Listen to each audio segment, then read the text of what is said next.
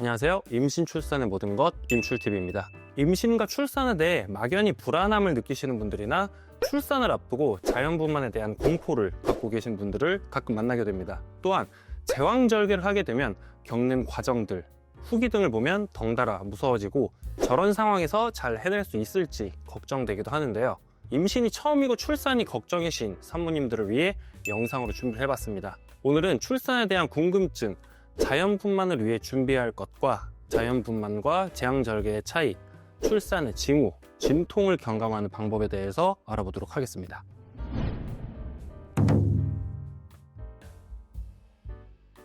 자연분만을 수월하게 하기 위해서는 임신 기간 동안 신체가 필요 이상으로 변화하지 않도록 관리를 잘 해주시는 게 중요합니다. 임산부의 비만도는 분만 방법과도 관련이 깊다고 하죠. 결론적으로 임신 중 과체중은 자연분만을 어렵게 만드는 중요한 원인 중 하나입니다.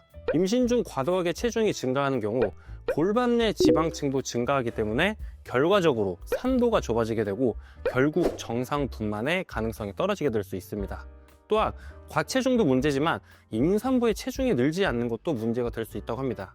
임신을 하면 태아의 성장과 관련해 양수, 태반 등 필수적으로 늘어나야 할 체중이 있습니다. 그러나 체중이 정상 체중 증가량에 미치지 못한다면 태아의 발육에 문제가 발생할 수 있으니 주의를 기울여야 합니다. 이때 태아 발육의 이상 유무를 초음파 검사를 통해 꼭 확인을 하셔야 합니다. 임신 중 체중 조절을 위해 가장 좋은 것은 꾸준한 운동인데요. 단 신체에 무리가 되지 않는 선에서 운동을 하는 게 좋습니다. 이때 가장 좋은 운동법은 걷기입니다. 신체에 문제가 되지 않는다면 일주일에 3, 4회 정도 20분에서 40분 정도를 걷는 것이 가장 좋다고 합니다.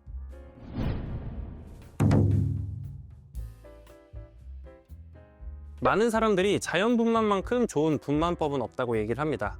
회복 속도도 빠르고 흉터가 남지 않고 비용도 절약되며 모유 수유도 할 수 있다는 것, 여러 가지 이유인데요. 특별한 이유가 아니라면 자연분만을 거부하시는 분들은 없을 거라고 생각이 됩니다. 다만 불가피하게 제왕절개 수술을 해야 하는 이유로 제왕절개 수술이 결정되는 경우들이 있습니다. 출산 전 검사를 통해 제왕절개 수술이 결정되는 경우에는 첫 번째, 태아의 머리가 임산부의 골반보다 큰 경우입니다. 태아의 머리가 임산부의 골반보다 클 경우 산도를 통과하지 못함으로써 위험에 처할 수도 있습니다.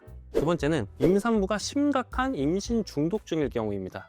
출산 도중 임산부의 혈압이 올라가며 임산부와 태아 모두 위험할 수 있습니다. 세 번째는 뱃속 아기가 거꾸로 있는 경우입니다.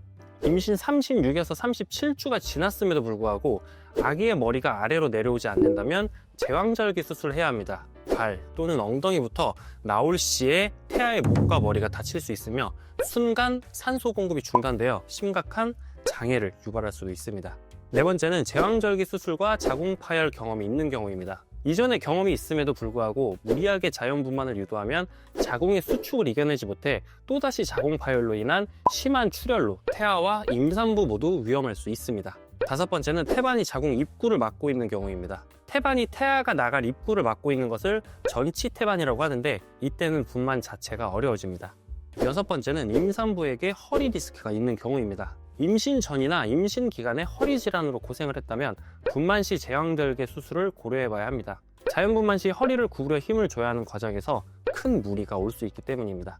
다음으로는 자연분만 과정 중 급박하게 제왕절개 수술을 해야 하는 경우입니다. 첫 번째는 탯줄의 위치가 정상적이지 않는 경우입니다. 태아가 먼저 나온 후 탯줄이 나와야 합니다. 근데 나오는 과정에서 탯줄이 먼저 나오거나 태아의 머리에 감겨 있다면 산소 공급이 원활하지 않게 될 수 있어 위험합니다. 두 번째는 태반이 먼저 떨어지는 경우입니다. 태아의 머리가 나오기 전에 태반이 먼저 떨어지는 것을 태반 조기박리라고 하는데요. 이때 10분 이내에 태아를 꺼내지 못하면 산소 공급 중단으로 태아가 위험해질 수 있습니다. 세 번째는 양수가 먼저 터져버린 경우입니다. 양수가 먼저 터진 후 18시간 안에 진통이 와서 분만이 진행된다면 위험하지 않습니다. 하지만 그 이상을 넘어가면 태아가 세균에 감염될 위험이 높아 제왕절개 수술이나 유도분만을 하는 게 좋습니다. 네 번째는 분만 도중 자궁이 파열되는 경우입니다. 자궁 수축을 이겨내지 못해서 자궁 파열이 일어나면 출혈이 심해 임산부가 쇼크에 빠질 수 있으므로 제왕절개 수술을 서둘러야 합니다. 자발적으로 자연분만이 아닌 제왕절개를 선택하시는 분들은 많은 이유가 있겠지만 진통이 염려된다는 이유도 있으실 것 같습니다. 자연분만의 진통을 먼저 알아보면 진통은 자연분만을 위해 반드시 필요한 과정으로 이때 수반되는 통증 자체를 피하기는 어려울 것 같습니다. 개인마다 진통을 느끼는 정도는 다른데요. 분만 중 임산부 대부분은 조금이라도 고통을 줄이고자 하는데 이때 가장 효과적인 방법은 무통분만이라고 하는 마취 방법입니다.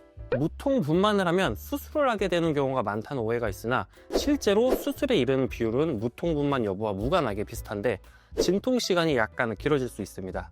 제왕절개 수술을 통한 진통을 느끼기 전에 수술을 진행하기 때문에 진통을 느끼지 못하는 경우가 많습니다. 최근 대부분의 경우에 수술 후에도 무통주사를 맞아 통증의 80% 이상이 경감된다고 하는데요. 무통주사를 맞지 않는 경우 약 2에서 3일간 진통제를 맞는데 무통주사에 비해 통증이 큰 편이라고 합니다.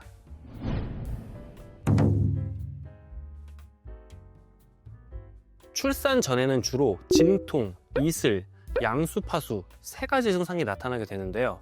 이 증상은 반드시 일정 순서대로 나타나는 건 아닙니다. 먼저 진통은 규칙적인 자궁 수축 현상이 등 하부에서 앞쪽, 배 쪽까지 옮기는 증세로 나타납니다. 이 증상은 산도를 통해 태아가 나오기 쉽도록 하기 위해 자궁이 수축하기 때문에 나타나는 증상인데요.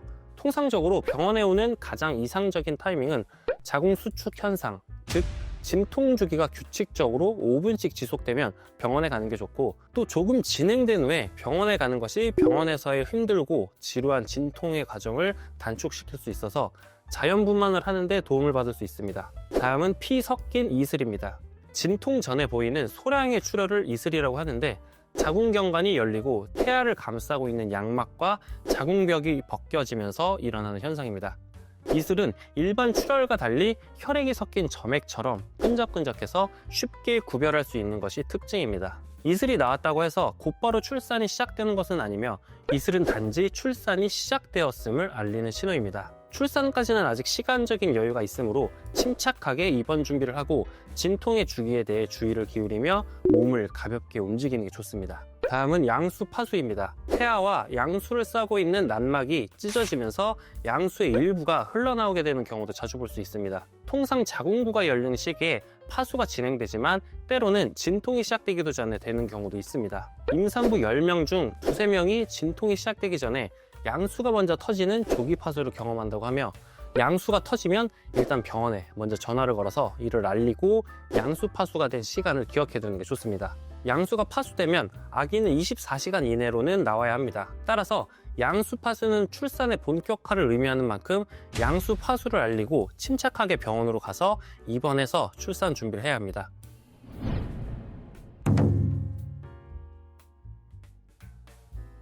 진통은 아기가 잘 나오고 있다는 증거라고 합니다. 다만 진통을 온전히 느끼는 임산부들에게는 진통을 수월하게 보낼 수 있는 방법이 시급할 겁니다. 진통을 경감시키기 위해서는 남편의 역할이 매우 중요한데요. 진통을 경감시키는 방법은 무엇이 있을까요? 먼저 진통이 많이 올 때는 침대에서 내려와 허리를 수그리고 벽을 짚도록 합니다. 그리고 남편은 엉덩이 뼈 전후 좌우로 마사지, 강한 지압을 해주도록 합니다. 진통을 이기는데 큰 도움을 받을 수 있습니다. 또한 아내의 손을 꽉 잡아주고 옆에서 노래를 불러주는 것도 좋습니다. 그리고 샤워기를 틀어 물소리를 듣게 해주는 것도 도움을 줄 수 있습니다. 산전 교육에서 배운 호흡을 하는 것 또한 매우 중요합니다. 분만 촉진 및 감통을 해주는 자세를 알아두시는 것도 좋겠죠.